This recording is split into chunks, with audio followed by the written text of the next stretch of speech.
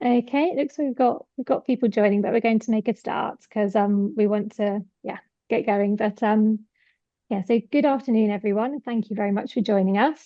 Welcome to our webinar called Getting It Right, Navigating Children's Homes Registration. So today's session is focused on registration of children's homes, so what applicants need to get right, where we are seeing common issues arise, and how providers, responsible individuals, and registered managers can put themselves in the strongest position possible before, during, and after the application process. So we're aiming to fit everything into 1 hour with some time for questions at the end. So please feel free to submit questions in the chat throughout the session. And we may not be able to cover everything today, but we'll try to answer as many questions as time allows. This session is being recorded and we'll be sending the recording out to attendees within the next week. Alongside the recording, we'll also share a summary of the discussion and further resources, which we hope you'll find useful. So for those that don't know me, I'm Samantha Burgess and I'm a Senior Associate Solicitor within the Health and Social Care team at Gordon's Partnership. We're a full service law firm and our team provides specialist regulatory advice to providers registered with Ofsted, CQC and CIW, as well as other areas such as safeguarding, ladder investigations, inquests and local authority disputes. I'm delighted to be joined today by Valerie Tulloch of Children's Homes Quality and Shafia Aziz, a Children's Social Care Consultant and Director of Wellcare Global Limited. They both bring significant practical experience of supporting providers through the registration process and beyond, advising on what Ofsted is looking for in practice. I'm also joined by my colleague Lucy Bowker. She's an associate solicitor in our team, and together we'll all be discussing both the legal and practical dimensions of registration. So not just what the requirements say, but also what they mean in real life when you're trying to open and manage a children's home.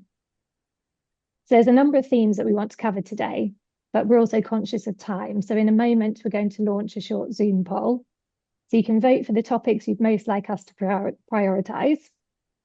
The topics are to do with preparing the registration application and practicalities and timelines for the registration, suitability requirements for registered managers and responsible individuals and preparing for the fit person interview, the importance of the statement of purpose, location risk assessments and supporting documents, planning permission and suitable premises, safer recruitment and closed cultures, financial considerations, unregistered provisions and risks and consequences associated with that. My light's just gone off. And what to do if Ofsted raises concerns or serves a notice of proposal refusing registration. So we'll use the results today to help shape the session. So I'm going to launch it now. Please do vote for the areas that are most important to you. We may not be able to cover every issue in depth today, but we'll aim to focus on the topics that matter most to the group. And we'll also signpost where further information or support may be helpful after the session. We'll keep the poll running during the first session, which we'll now move on to. So firstly, I'm going to invite Shafia and Valerie to introduce themselves. So Shafia, if you could go first, please, and then move over. Yeah, hi, my name's Shafia and I've got a consultancy and I specialise in putting through applications and also assisting with NOPs if that's the outcome of your application. But I'm also Director of Wellcare Global and we've got 3 registered provisions within the company. And so that's what I've been doing for the last few years. Great, thanks, Shafia. And Valerie, if you can introduce yourself, but also Valerie will start. Well, after she's introduced herself, she'll talk a bit about the current political and regulatory landscape of children's homes registration to help contextualise why we're here today. So yeah, over to you, Valerie. Thanks, Samantha. So my name is Valerie Tulloch and I'm the Director of Children's Homes Quality. We're an organisation that's been going for about nearly 10 years now, and we exist to support the leaders of children's homes. So that could be from the point of trying to get registered, right the way through to dealing with challenges post-inspection. We provide training and we also hold annual conferences for children's homes leaders as well. So we're kind of well immersed in the sector, and I think that when we're talking about registration, rather than just go straight into the registration, it's really helpful to look out and say, well, what's going on around us and where do we locate the registration issues within that context? So We've currently got about 4,800 children's homes in England, and that number is rising. And it's been rising rapidly for the past few years. Ofsted are receiving about 100 to 150 new applicants each month, and that's creating a significant pressure on their registration system. So that means that the delays to registration are quite significant. Some applications are potentially waiting about 18 months, although there is no guarantee of timescale. There is no fixed timescale that Ofsted can offer at the moment.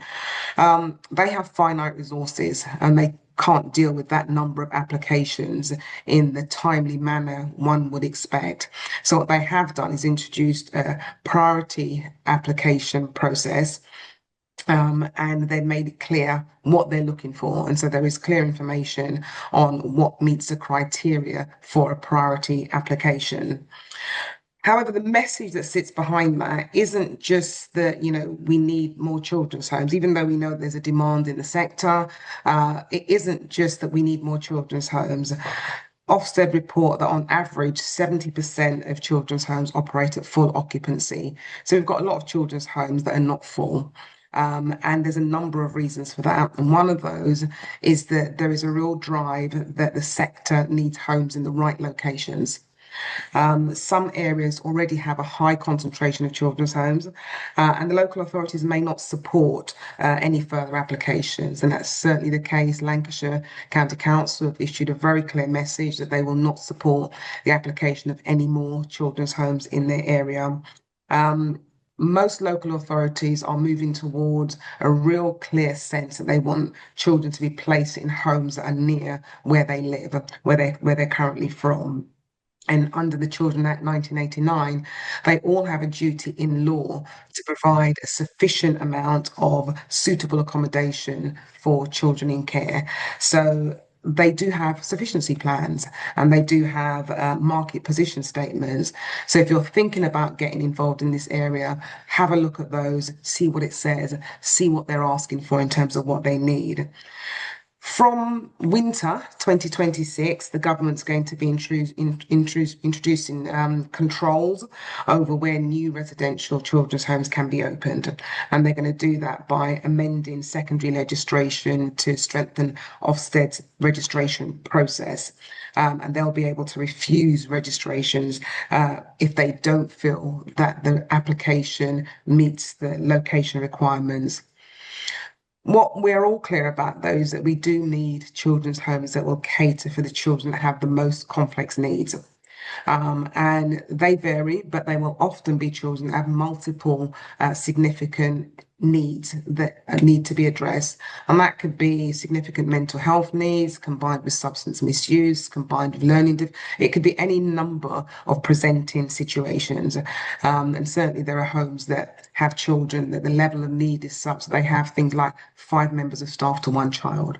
There are some extreme presenting conditions that mean that those children are hardest to place, and they're the ones that tend to cost local authorities lots of money. And those are the ones that Ofsted are seeking to prioritise. All of this is against a backdrop that the sector is in a state of change. Where we are now is not where we're going to be in a year's time or 18 months' time.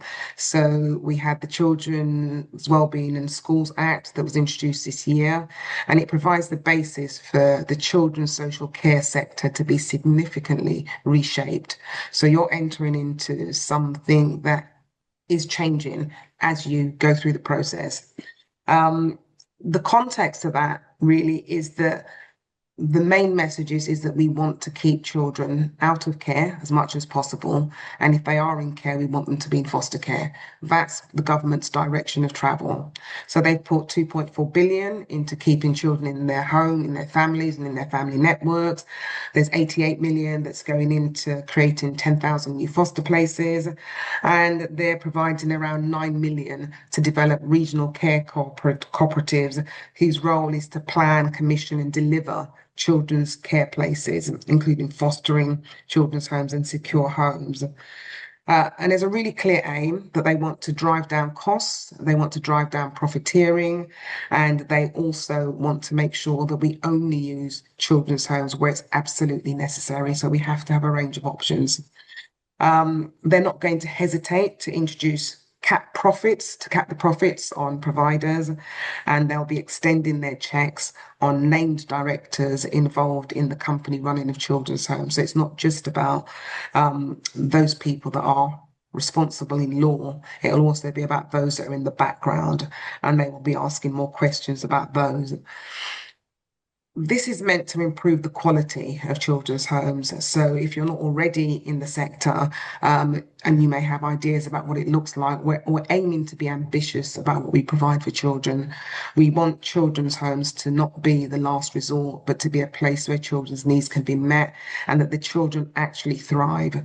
There's a very clear message from the government that we want to promote enduring relationships, that is safe, stable, and loving homes. And if you're providing the children's homes, you will be the new inspection framework that Ofsted are now consulting on has introduced a whole new section, which is purely around looking at how you sustain enduring relationships, how you give children that stable home. So it's not optional, it's part of the National Social Care Framework, it's part of government policy that you're being assessed on the extent to which you can provide that for children. Some of the challenges that exist around that, though, is clearly around staffing. Figures from the DfE show that 47% of children's homes had staff vacancies, 12% didn't have an RM, and the annual turnover rate is about 29%. In order for your applications to, be considered, you do need to have strong leadership in place. It's no longer just about getting through the registration process. If the RM or the RI leaves within 6 months, then obviously you'll be under Ofsted scrutiny and there'll be concerns about the leadership. So finding them is a key challenge for anyone setting up homes at the moment. So ultimately, as owners, the key question isn't simply about can you run a children's home or how can you get through the registration process. Your key questions will be, can you provide safe, stable, and loving homes? Can you help children recover from trauma? And can children leave your care better than when they arrive? And opening a children's home is challenging because it involves the complex regulatory perspective, but also that you're dealing with a child's life. And so the question I guess you need to ask yourself through this process as well is, with so many existing homes and many new applicants, why should we choose you? What's going to make your application one that somebody would think, yes, we need this in our area? I think you're on mute, Samantha.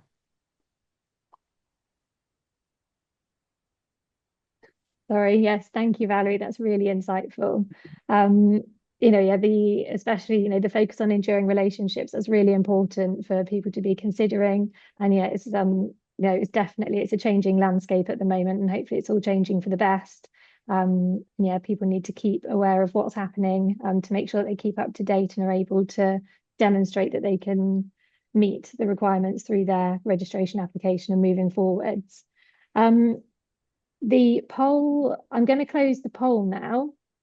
And so hopefully that should share the results with everyone. Really usefully, the two top topics for coverage today are preparing the registration application and practicalities and timelines for Ofsted registration, and the suitability requirements for registered managers and responsible individuals, and preparing for the fit person interview. So we'll start with those two, and then we'll move on to what to do if Ofsted raises concerns or serves a notice of proposal.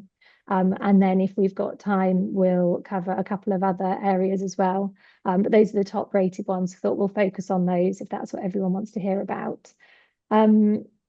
So we will first cover the preparing the registration application.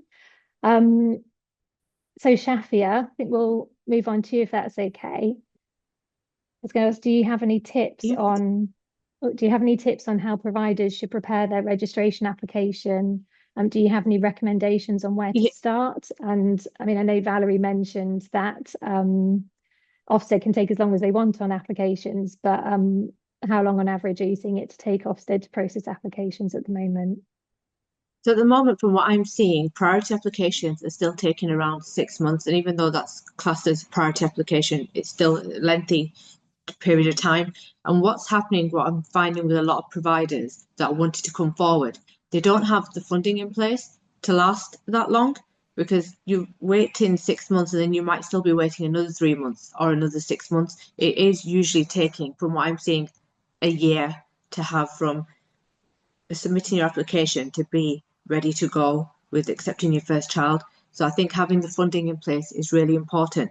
In terms of prepping for the application, I think a lot of people are just focusing on getting their policies in, but you need to really make sure that your service model that you're going to deliver, you think long and hard about which service it is you want to deliver, that your SOP, your statement of purpose, reflects that clearly, and then build all your other documents around that. I think that is the key. Defining your service model is the key element to having successful registration. Appointing your RM and your RI early as well. I think having that already in mind before you putting in your application, and making sure that they meet the requirements and the regulations. I know we're going to move on to speaking about the fit person, but making sure that your RM and RI meet the requirements. Because also what I'm finding is that I'm getting a lot of providers coming forward and they're saying, oh, can this person do? Can this person do? If you're in a position where you don't know if the applicant that you've got to be your RM is going to be suitable, then you've got the wrong RM, because they should be telling you, I'm suitable to be an RM. I've got this experience, this number of years of experience. I've got these qualifications. I've completed this training. So I think defining your service model and ensuring you've got a good equipped RM that meets the regs is probably your two key factors that are going to indicate whether you're going to have a successful registration or not, because everything is built around that. And I think the property planning as well, making sure you've got the relevant planning in place before you submit, or you know that you're on track to get the correct planning certificate as well. Making sure all your policies align, everything is coherent, if they all align with your statement of purpose. I think that's another key thing. That it's all consistent. So your SE1, your SE2, your location risk assessment, your statement of purpose, your safeguarding, your behaviour management, they all align with your service model that you've got in mind. And then also for when Ofsted do finally come to do their registration visit, you are ready to go. You've got your staff in place, your home is ready to go, your bookshelves are filled with the books and the board games that you need for the child that you've got, the child that you're planning on taking in. It's not that they come into an empty shell. You've got everything ready to go. So if Ofsted give you a registration that day, you're in a position to take a child the following day. That's what I would say that you need to have in mind. They're the key things. But yeah, I don't know, Valerie, if you want to add anything onto that. Oh, you're on mute. My turn now, isn't it? So I think that was really great what you said. I would say prepare and over prepare. This is not a let's do it quickly job. This is Yeah. something that's really serious. You need to go through each and every aspect of what they're asking you to do and make sure you understand it. Look at the related statutory guidance, look at the regulations, make sure you understand it. There are sometimes very small things that people overlook because they don't think it's important. It is important. It's not in the SCIF, it's not in the registration, and it's not in the regulations if it's not important. So, for example, as Shafir said, people that don't know if their managers meet the criteria. Well, do you know what the criteria is? Have you read it and do you understand it? So it will say something like Regulation 28 will say to ensure that they've got skills working in a field relating to the children's homes in the past 2 years, in the past 5 years. And people just sometimes skip that over. Oh, they're a social worker, that'll be fine. No, this is what it says. Show me exactly month by month how much have they met that requirement. So I think it's just about really getting people to understand if you're asked for something, provide it, over provide it. They've not just met 2 years, they've also done this. Really take this seriously. You're putting a lot of money into this. Don't cut corners. I could say a bit more on the sort of fit persons. I don't know if you want to do that yet. I Yeah, would say, so also, yeah, go sorry, on. no, Yeah, I was going to say it would be a good time to transition over to talking about the suitability requirements for registered managers and responsible individuals and preparing for the fit person interview. It's a good point to go on because I mean, yeah, that's obviously a massive part of the application, as Shafia said as well. Yes. So yeah, moving on to that one. So at Gordon's, we're seeing concerns regarding the suitability of these individuals raised regularly in registration refusals. Sometimes it's really clear cut. So either the RM or the RI don't have the appropriate qualifications or experience required by statute to take on the role. However, in other instances, we see questions over whether certain experience is valid, like you mentioned, social workers, Valerie. Or we might see concerns being raised about the information provided during the fit person interview. So, for example, a failure to demonstrate an appropriate understanding of the regulations or concerns around honesty and integrity. I'm going to first open up to Lucy. So you've been dealing with a lot of these matters recently. Can you just start us off by setting out the legal requirements for registered managers and responsible individuals? Yes, thank you very much. And as Valerie sort of alluded to, it's obviously Regulation 28 of the Children's Homes England Regulations 2015 that we're looking at for the fitness of the manager. And it's really important that this is considered in great detail. And what I would urge anyone looking to hire a manager to do is literally go through these regulations and point out, and I want you to be able to answer how your applicant ticks all these boxes, and you should have that really clearly set out before you put in any application. You want to make absolutely sure that you do cover this. So the person has to have the appropriate experience, qualification, and skills to manage the home effectively, and the person has to be physically and mentally fit to manage the home. So that's fairly broad. But then under point 2, there's really quite specific requirements. So there, within, as Valerie's already mentioned, within the last 5 years, your applicant must have worked for at least 2 years in a position relevant to the residential care of children. Now, this one, I see people get tripped up over this one all the time. And I can see Shafia and Valerie nodding here because it's something that we, and Sam smiling along, because I think it's something that we get or very, very regularly coming back to us, that you might have someone who's great, who comes with loads of enthusiasm and all the right training, but if they don't have this experience here, they're not going to get registered because it's a black and white, do they have the experience? One of the things that makes it difficult is that it says 2 years in a position relevant to the residential care of children.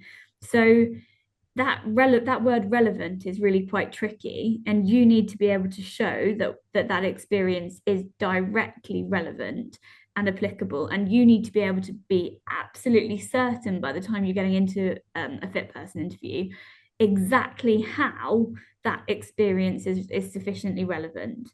And one of the things that we're seeing coming up increasingly is Ofsted suggesting that if your experience is in a placement that isn't registered, that they're not happy with that. So that they are suggesting that the experience should be in a registered placement. And I think that's something that's worthwhile people being aware of, to make sure that you're kind of covering that off. And so then one of the next requirement is that you have to have worked for at least 1 year in a role requiring the supervision and management of staff working in a care role. And this can be, it's slightly different. It's a broader category here.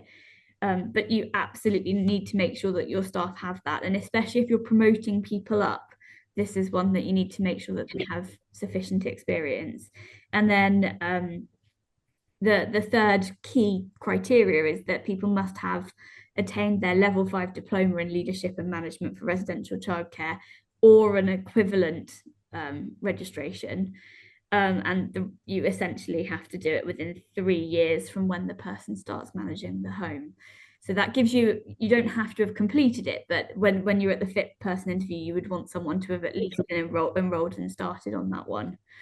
And one of the things that I would want to kind of stress about the manager is that if you don't have a manager, you're not going to get registered. There's case law to say that.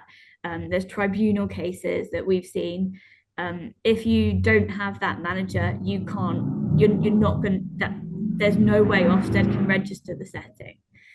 And yeah, so we've seen that trips people up a lot. And if you get a notice of proposal, the managers often get a separate notice of proposal to the provider. So if you've got one of those, it's worth keeping your eye out in case you've got both of them, and to make sure that you're clear on that if you're at all in that position. But hopefully now you've had a chance to sort of think about it, you won't be in that situation. So the other thing you need to think about is Reg 26 here, and about the fitness of the registered provider, and the RI in particular. So there's Regulation 26 sets out several different areas of things that you need to make sure that you're considering. But I think the key ones that I wanted to stress to you today are about the requirements for the RI. So that's under paragraph 5. So the individual is of integrity and good character.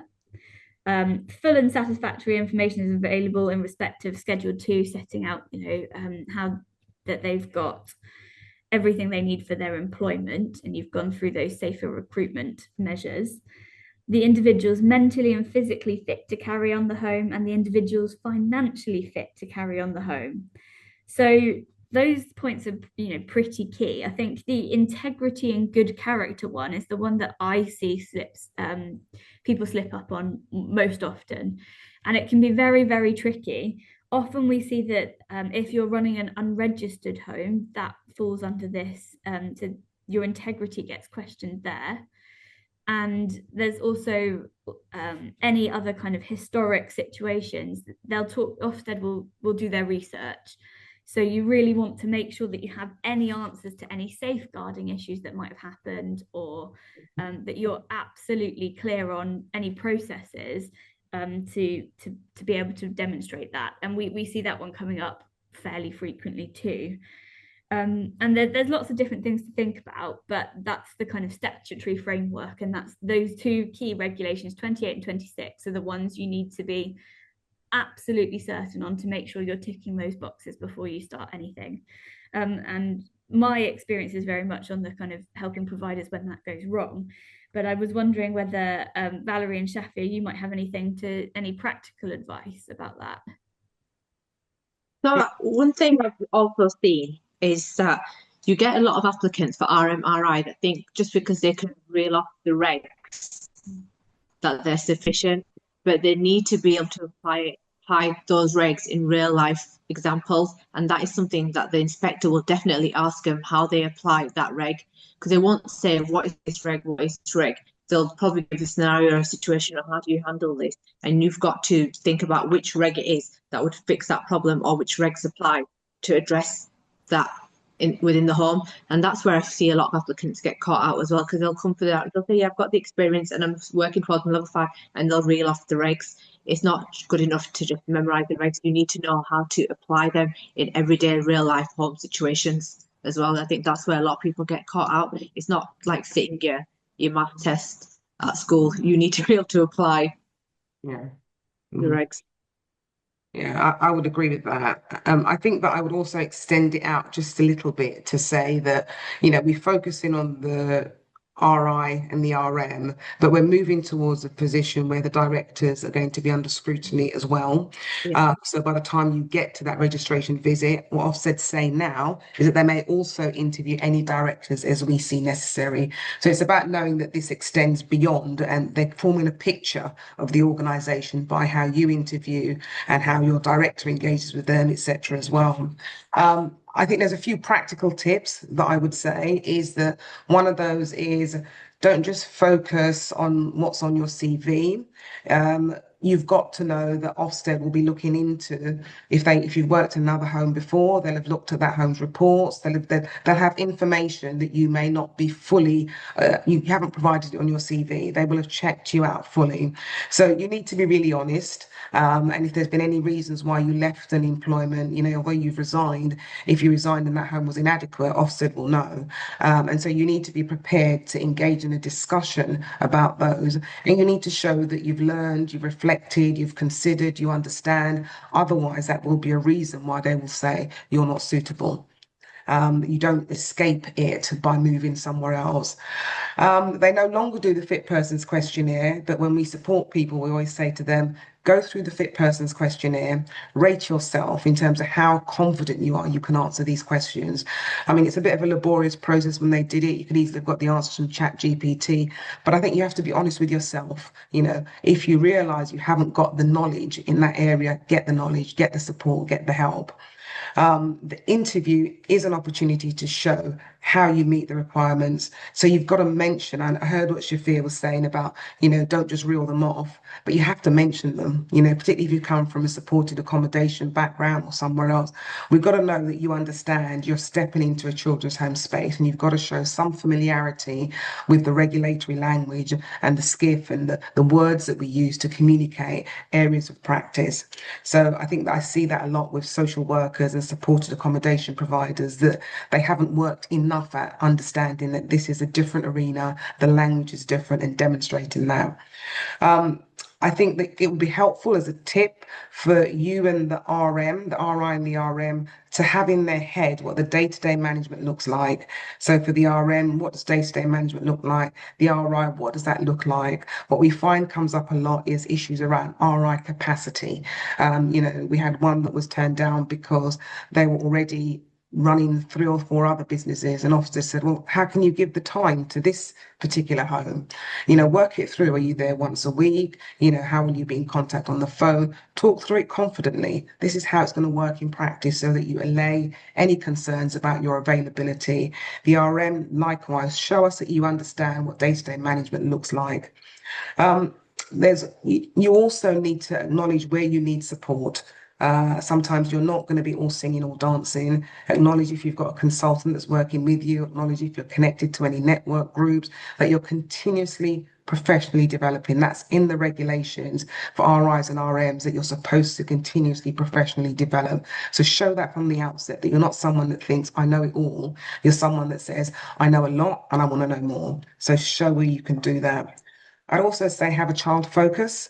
Think about the children that you think you're able to care for. Have a bit of a pen portrait. So when you're using examples, it's real. You know, think about the kind of children that you think you'll accept and how you'll help them to thrive. Put the child at the center of all that you're saying you're doing, and safeguarding is everything. Any answer you give, think about it from a safeguarding perspective. How will you ensure that children and staff are safe with the decision making that you make? And above all, show some passion, some enthusiasm, some confidence, be authentic. You know, this is your chance to shine. Take it, run with it, shine. Thank you, Valerie. Yeah, that's really, really helpful. You know, there's lots of things to consider. It's not just going through an interview and citing off your CV. There's so much that you need to demonstrate, having in-depth knowledge of the regulations and what you're actually going to be doing in practice if you get registration. And that's so important, because it all goes back to well, especially the changes in the framework relating to enduring relationships and how you're going to invest in those children and demonstrate that you're going to be able to provide a safe, supportive environment for them. Can I just add one more thing on the Yes. fit person interview before we move on?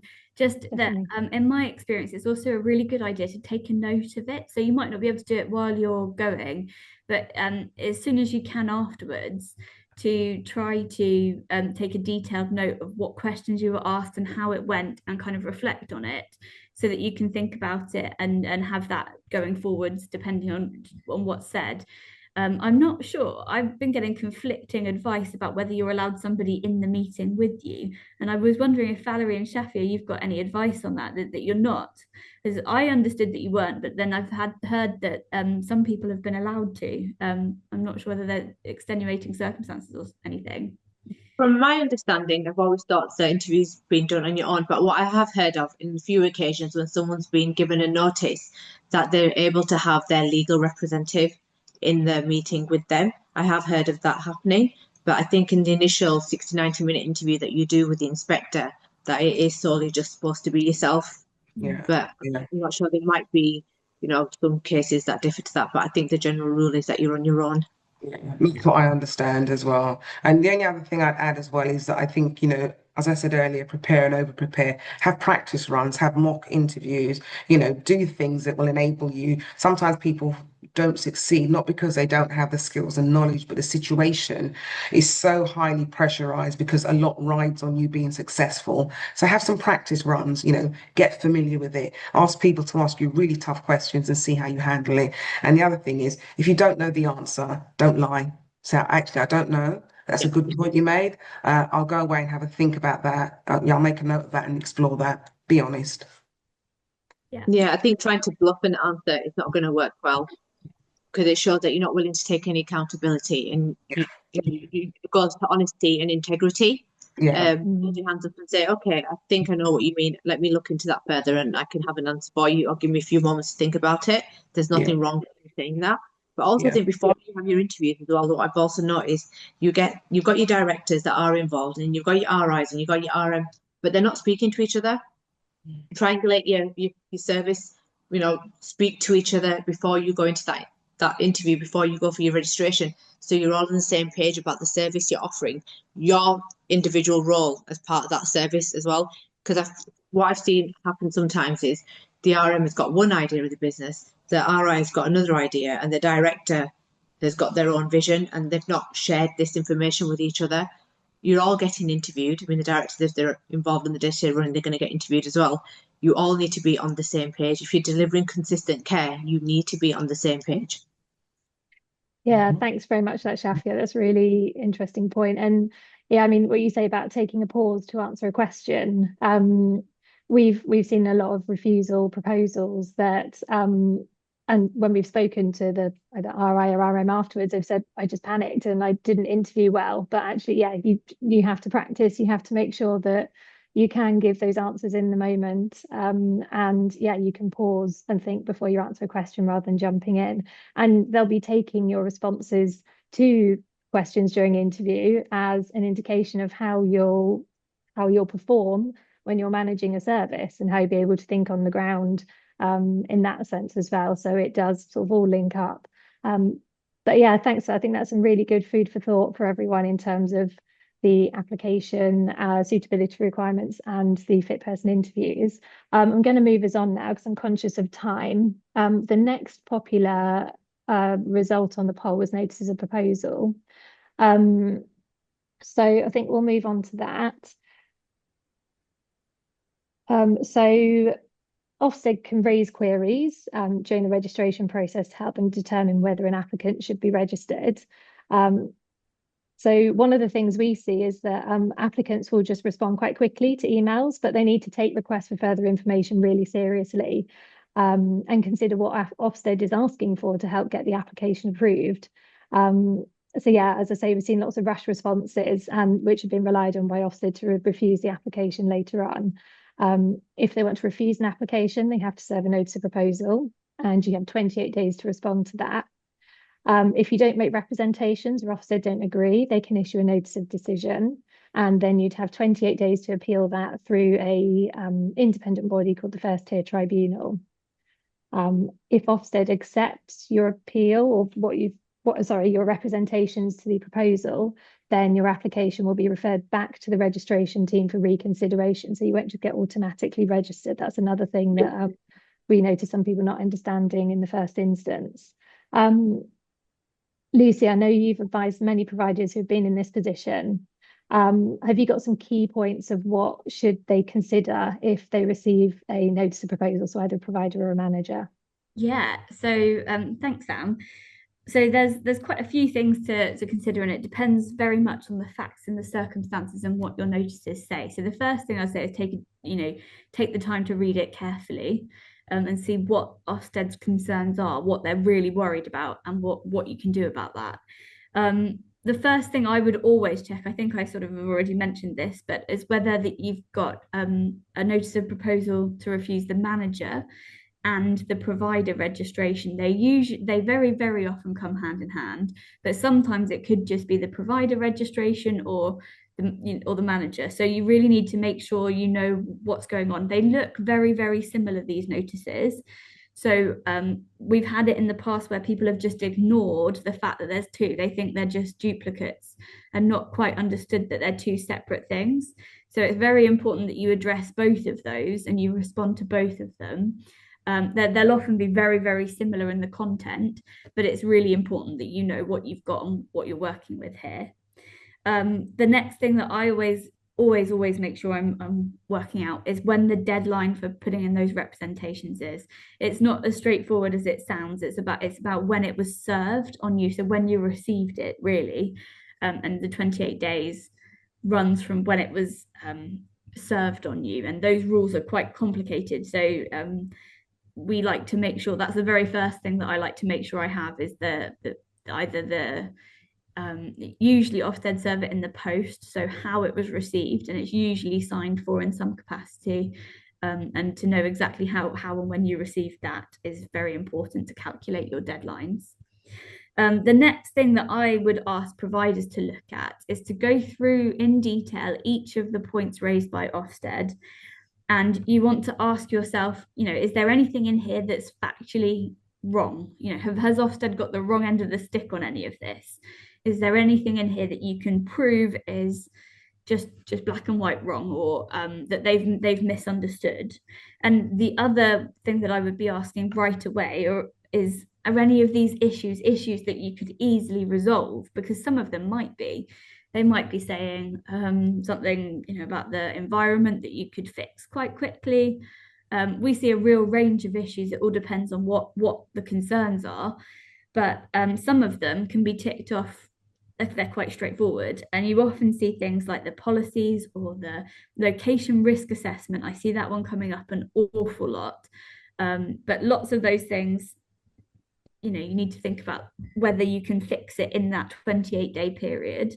And that then informs whether you're thinking about withdrawal or whether you're thinking about trying to put in representations to continue. Because if these issues are big issues that you're not going to be able to, you've got a manager who doesn't tick the requirements, then you're just not going to be able to. If you don't have that experience, you're not going to be able to argue unless it's borderline, which it is in some cases. But unless you have that experience and you can prove you have that experience, you're not going to be able to get that one over the line. Whereas sometimes if it's an environmental issue and you need to do a risk assessment and put in a appropriate fix something in the home, then that can happen quite quickly and be resolved quite easily. So it really depends on what the issues, what Ofsted are worried about, and whether there's anything that you want to put forward as any mitigation. So sometimes when there's things about the individual, you may not have come across in the way that you wanted to express yourself clearly in that interview.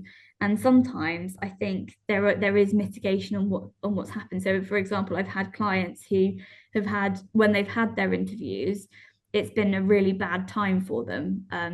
I had a client once who had a family bereavement that day and still continued with the interview because it had taken Ofsted so long to have the interview, and they didn't perform their best. It was not their top performance, and as such they wanted to have another interview to have a chance to do it properly. So that's something to think about also when you're at that stage of having the interview, is if you are in the right place to have it, and if you need to ask Ofsted to postpone. Because if you have got particular circumstances, there might be reasons why you might want to. The other thing that you need to think about is if you've got a notice of proposal to refuse registration of the manager, there are disqualification implications for that manager if you continue. So if you receive that notice of proposal and the manager withdraws, then you don't need to worry about it. But if the manager doesn't withdraw and they proceed to a notice of decision, there are automatic disqualification provisions that kick in that prevent that manager from working in children's homes or fostering in particular. So those implications are really key for anyone working in the sector, because those disqualification implications are immediate and can really cause problems for people. It is possible to get waivers to continue working, but that's not automatic, and it adds a whole extra level of pressure on those managers. So it's something to really think about when you're deciding what you want to do if you have got a notice of proposal. And one thing that I would say is whether you need legal assistance and consultant assistance to do reviews of what you've got. to help you weigh up the risks and the likelihood of any representations being successful. We see them very regularly, and we do that exercise of a legal and evidential review. And we advise clients on the prospects of success and how we think they would be better off to proceed. And sometimes we have to give them the difficult advice that, you've been through this process that's taken over a year, but we don't think that you've got what you need to be in order to be able to get registered at this stage. But sometimes there are cases where you can fight it, and there are cases where you can do a lot of hard work to demonstrate that you've got the evidence to prove that you can do the job properly. Thanks, Lucy. Yeah, that is really important. And you helpfully answered one of the questions that's come up in the chat about if you're not successful, are you then banned from reapplying in the future? You're not banned from reapplying, but disqualification regulations apply, and you have to apply for a waiver. Are you aware, Lucy, if the disqualification applies to the responsible individual as well? No, I don't. As far as I'm aware, it's the manager, and it doesn't apply to the provider either in a registration context. Whereas if you were a registered service and you subsequently had your registration cancelled, then the disqualification regulations would apply to the provider and anyone involved in the management of a service involving the RI, including the RI, the manager, directors, sometimes even deputy managers. But in a registration context, it would be the manager. So that's another risk, obviously, that's involved to registered managers that has to be taken into account. So do the best on your application as you can the first time round. Valerie and Shafi, do you have anything to add on the notice of proposal front? I know you've both encountered them. So are there anything you thought of that would be helpful? Any, like maybe 2 points each that people might find? Yeah, what I would say is the attitude to approaching when you receive a notice of proposal. I find that some providers, the RMs, they become quite defensive. Sometimes just take accountability of that shortcoming, that shortfall, that whatever it was that the inspector identified on the day. Take accountability for it and put forward how you're going to fix it, what you're going to do different, and how it's going to be in the best interest of the child moving forward, rather than trying to just be defensive about it. I think that's one thing that I do see quite a lot. And I think it becomes about your ego. If the instead identified something, on some occasions they may have you might have interviewed badly, or they may not just seen the full evidence there. So you've now got your opportunity to present that. But if there's something they've highlighted, take accountability and put something in place to rectify it and say, this is how moving forward I will do it different, rather than just trying to say, yes, but you got it wrong, basically. I think that's one of the things that I think will always hold you back, not taking accountability and not making those changes. The inspectors are not identifying things out there. If they've seen something, it's up to you to prove that that's not the case. Yeah. I would agree. The thing that I see is people coming to us and saying that we've got this notice of proposal, and I always say to them, go and get legal advice. This is not something you do on your own. If you broke your leg, you wouldn't put your own plaster on it. You go to someone that you're in the legal field now. Go to someone that knows the law. We can help, but we're providing the evidence for challenge and helping to address the shortfalls.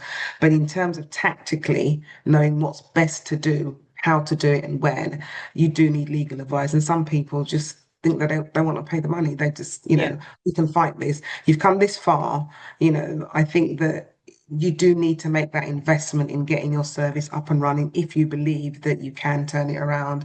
And I have seen some examples I've seen some good success. I've seen people where I've been surprised that they were turned down, and they have been able to represent themselves in a way and it leads to a positive outcome. So it can do that.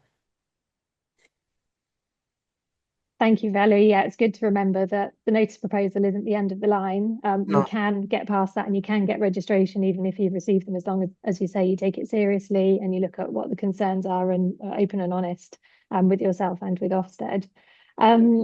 I'm going to move us on. We're going to hopefully cover at least one more topic. So safer recruitment and close. Can I say, someone's put a question in the chat about, can we talk about the required staffing levels at the point of the Ofsted registration visit? So you go, Valerie. Yeah. So You need to have your RI and your RM in post. That's for clear because they need to have been part of the application process.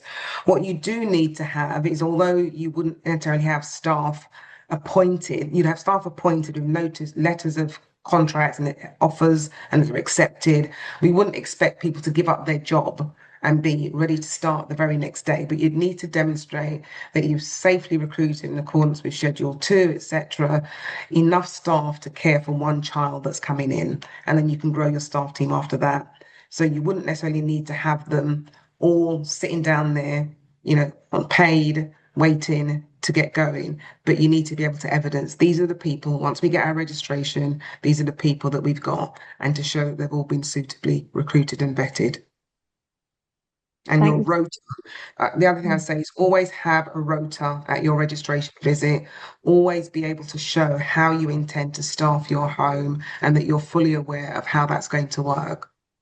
So you can show that we'll have this amount of staff for one child. When we get our second child, we'll have the shift pattern will be like this or like that. So be able to evidence that you can fulfill the rota. Thank you. Yeah, that's really important. And that moves on really nicely actually to our next topic of safer recruitment and closed cultures. Sorry, I'm looking at the That's all chat. right. So Are someone's there just more? jumped in. Someone's jumped in and said, can a manager be on your registration but not be on your payroll whilst application is in process? And the answer is yes. So, it needs to be very clear that they are appointed. We can't expect people to be sitting around for 12 months being paid and there's no prospect of them potentially having a job, but they would need to have some evidence that they will be, ready to go once registration is there. Yeah, that's really important. And yeah, going on to the safer recruitment and closed cultures, perhaps Valerie, you want to start. So from your experience supporting children's homes, what's the common warning signs that Ofsted may pick up on, and what practical steps can providers take to show they're building an open and safe culture from the outset? Yeah. So there's really good guidance available online, and I'm sure we'll send a link to it, but there's a CQC guidance which is specifically on closed cultures, and I think that gives you helpful indicators to look for. One of the things I would say as a tip is if you're the owner, if you're the RI, then I think you need to make sure that your Reg 44 visitor is truly independent, because they're going into your home once a month and they should be reporting to you anything they see. You tell them that this is what you want them to do as well. Don't just think that they all will do it, but ask them to keep you alert and alert you to anything that suggests that there is a closed culture in your home. I think that there is an emerging risk where you have a lot of staff that are on overseas visas, because these staff may feel uncomfortable about raising concerns, because this could mean they not only lose their job, but they lose their home and they lose their right to remain. So I think it's important for providers to put safeguards in place and evidence that they have got, systems in place that will support staff, and enable that honest discussion to take place. But, depending on your role, whether you're the RI or the director, you need to be observant of what it feels like in your home. You need to observe whether you think that there's cliques forming. You need to be observant whether children aren't able to, people aren't able to access the home easily or leave easily, all the things that indicate closed culture. So you need to be alert to that yourself. Thanks, Valerie. Yeah, and Shafia, do you have anything to add to that? And maybe you can then talk a bit about any main issues you see in relation to safer recruitment as well. So just to touch on the closed cultures, I find that putting risk assessments in place, especially when you've got family working together, make sure you've got them in place and you're showing how they're going to be governed independently of each other, so there's no risk of any kind of favoritism or closed culture, because I do see that a lot, especially when you've got the director and the RM, RI related to each other as well. So you need to see that there's going to be independent supervisions. Your Reg 44, exactly like Valerie said, is an independent person, but you've got that oversight, independent oversight over where they've become cliquey or they are related specifically. I think that's really important to remember. In terms of safe recruitment, do the full checks, do your full referencing, make the calls, make sure that everyone is above board, because Ofsted will look into their DBSs if they've got criminal history. You might have staff that have come on board and they've been in the local paper for something 5-6 years ago, but you've not put a risk assessment in place for wherever that crime was or whatever's been noted in the DBS. So do your due diligence when recruiting, do the referencing. I think that's really important. I think a lot of providers think it's okay just to get the last 2 references, but Ofsted actually want you to reference all the way back to when you've left full-time education. And then even with the overseas workers, make sure you're doing the criminal checks, contacting the local police stations or where they've been based to try and get as much information as you can. I think that's really important in terms of just making sure as part of your safe recruitment, their ID checks, DBSs, referencing. I think all of that is critical. It's really important. Full application forms, all the information's on there. If anything's missed, make sure it's filled in, because why is it missed out? You need all that information. Now, I'd add to that, you know, go beyond what they're asking for and really include some professional curiosity, you know, go beyond the standard referencing, review the inspection reports of homes they've worked in, ask value-based questions so you get an idea of who these people are, not just what they say they can do. You know, be really curious about how many times they've left jobs, you know, really check out as much as you possibly can. And also not to forget that, you know, if there's any agency staff that you'll be using, that you've also checked that the agency has complied with all of the Schedule 2 expectations and that you've reviewed it and confirmed that it's in line with your policy and that you have a copy of all that they've got as well.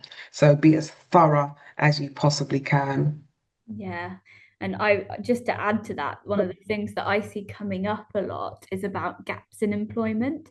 So that professional curiosity, I completely agree with you that you need to be, if you see that gap, you can ask about it and then have that in writing, because it might just be, quite often I see things like maternity leave, and that there's quite simple explanations, but they're not documented. So go through it very methodically, and having that full work history is something that often trips people up as well.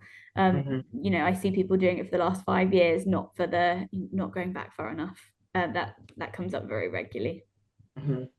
There's a couple of questions in the chat as well. So one Yeah. of them is, would you contact Ladder to check if there's anything with them that's been raised you may not know about?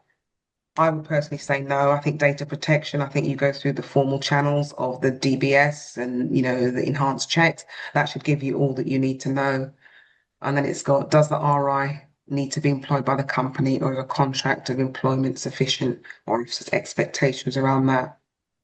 So they need to have a position in the organisation. So the regulations are quite clear that they need to be a director or that level in the organisation. That doesn't mean you can't have somebody on an interim contract, but they need to be, the expectation, the thinking behind it is that they're part of the organisation. So when you say a contract of employment sufficient, I'm not clear what you mean, but you can't just bring somebody in and say, you know, you're the RI, and they're not kind of employed by the company. They might not need to be employed as in this is your PAYE job, but they would need to be part of the company for the, you know, whatever you've contracted them for as a self-employed person. They still need to have some very clear commitment to the organisation, that they're not just jobbing, so to speak. Yeah, thank you, Valerie. And if anyone has any other questions, please put them in the chat. We still have a couple of minutes left. While we wait to see if anyone has further questions, maybe Valerie and Shafia, I want to give you both the opportunity to raise anything that you think would be particularly helpful to end with, or any questions you think providers should be asking themselves when preparing for registration. Are there any points from today's discussion that you'd especially want attendees to take away? Can I just say there's another question? I keep watching the chat. That if you had a notice of proposal refusing and you withdraw, when you reapply, do you go back to the bottom of the waiting list? Yes, you do. It's new, it's a new application. They're not holding it open for you. And the only time that Ofsted may hold, if your RM is refused, they may, or the RM withdraws, not if refused, if they withdraw, Ofsted may say we give you a few, like, you know, how many weeks to find a new RM, and then, you know, they'll just reset the registration visit. But if you've withdrawn, you're starting again. Yeah, that's what we see as well. So yeah, sorry, back to are there any key points that you'd want attendees to take away from today's I, discussion? for me, I think the key point, what I see a lot with providers that have contacted me and where I've even sometimes refused to do the work to assist them with their application is they're not prepared. They may be able to get through the registration process, but then they can't run the business. I can see that they're not going to be equipped to run the business. There's courses you can send them on and things like that, but they need to have that experience. They need to have that knowledge. They need to have that lived in real life experience. It's not just something Ofsted's put there just for the sake of putting it out there. You will not be able to run your home successfully and achieve the best outcomes for the children if you do not know what you're doing. You might think, oh, I'll be good at interviews. I'm good with people. I'll be able to get through it and answer those questions because I know the regs or I know this. But you need to also be able to run the business long term. And I'm finding a lot of providers coming to me for assistance with applications. And when I'm speaking to the RMs that they're putting forward, I think you've got no chance of being able to run this business long term. And I'm having to say, I'm not willing to help. So that is something that I would really, if you're a director, if you're the provider, I would say make sure that you're equipped to run this long term. It's not just about getting through the registration process. It's about having a good home, an outstanding home, aiming for that over a period of years. That is something that I would think would be a key takeaway. Just really plan and think about what you're doing before you go into this. Thank you, Shafia. Yeah, really important. And Valerie, do you have any final notes? Yeah, my last comment would be that, the very best children's homes really transform the lives of the children they care for. And if you're not able to do that, if you're not going into it with that as a mindset, then it's better not to do it. That there's real people, real lives. And that needs to be the focus amongst registration, everything else. There are children that need you to be able to transform their lives. And if you're not up for that, then step aside. Yeah, thank you. I think that's a really, really good points to end on. So yeah, that brings us to the end of today's session. Thank you very much to Valerie, Shafia and Lucy for sharing your insights. And thank you to everyone who's joined us this afternoon. We hope the discussion's been helpful and has given you some practical points to take away when navigating the Ofsted registration process. As I mentioned at the beginning, we'll circulate the recording, a short summary and some further resources after the session, particularly covering those areas that we didn't get to talk about in so much detail today. And if you have any following questions, any follow-up queries, please don't hesitate to get in touch with us.